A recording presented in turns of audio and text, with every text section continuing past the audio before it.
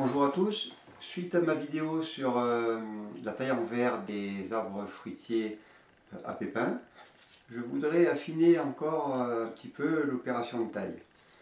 Donc on a vu que sur notre brindille, si on parle d'un pommier par exemple, si on voulait obtenir des rameaux, la transformer en rameaux à fruits, il fallait faire chuter la pression et pour obtenir une circulation de sève plus lente.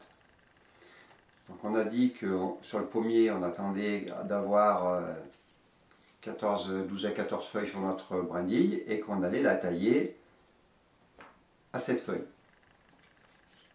Donc on va ralentir la circulation de sève et tout doucement, nos organes fructifères, les bourgeons à fruits, vont commencer à pousser. Le but de cette petite vidéo, c'est de vous parler du cassement en verre. Quand on va couper avec notre sécateur, effectivement, on va provoquer une chute de pression et un ralentissement de la circulation de la sève. Mais la brindille va cicatriser. C'est-à-dire que notre coupe, tout doucement, en 2 semaines, elle va être rebouchée. Plus notre coupe est nette, plus ça cicatrise vite. Ça veut dire que si on fait une coupe au sécateur avec un sécateur qui normalement coupe parfaitement bien, la coupe va cicatriser assez rapidement. Si au lieu de couper, on casse, je prends une serpette, ici je tiens entre ma lame et mon pouce, je casse, la coupe ici ne va pas être franche. Hein, si on grossit ça à la loupe, notre coupe, elle va pas être belle. Et là, la cicatrisation va mettre beaucoup plus longtemps à se faire. Donc l'opération de taille va être beaucoup plus efficace. Voilà. Donc le cassement en verre, c'est une opération qui est très très efficace pour la mise à fruit. Rappelez-vous, après avoir cassé ici notre brindille, la brindille va réagir, l'arbre tout entier va réagir. Ici, on va avoir un rameau qui va se créer, un rameau anticipé. Si l'arbre n'est pas trop vigoureux et la brindille assez calme, c'est tout ce qui se passera. Si vous avez 1, 2, 3 rameaux qui se créent, alors là, c'est l'avantage de la taille.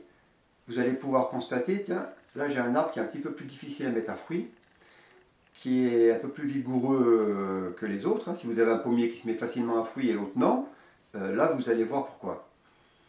Et à ce moment-là, les autres brindilles qui vont arriver, au lieu de tailler à 7, vous pourrez dire, ben tiens, là, celui-là, je vais le tailler à 8. D'accord? Et le jour où il se mettra à fruit, vous pouvez reprendre une taille à 7 feuilles. Si inversement, avec une taille à 7 feuilles, cet hiver, à la taille d'hiver, on le verra ensemble, on voit que les boutons à fruits se forment pas très bien, eh bien on taillera un petit peu plus court. D'accord? Et de cette façon, on va obliger dans tous les cas notre brindille à se mettre à fruit. Voilà. Donc voilà, c'est pour moi l'avantage de cette taille. C'est une taille qui tient compte de la vitalité de l'arbre. Contrairement à une taille mécanique, hein, si on dit on taille à 3 yeux, on taille tous les arbres à 3 yeux. Hein. Donc pommier, poirier, voilà. Arbre vigoureux, arbre ancien, plus vieux, ou arbre jaune, c'est pareil, on ne fait aucun distinguo. Voilà, donc ça me paraissait important de vous parler du cassement en verre. Précision importante, le cassement n'est à utiliser que sur les arbres à pépins. Surtout, ne pas utiliser sur les arbres à noyaux. D'accord? Là où on va générer des maladies, notamment la gomme. Mais écoutez, merci d'avoir suivi cette petite vidéo et n'hésitez pas à me faire part de vos remarques. A bientôt, au revoir.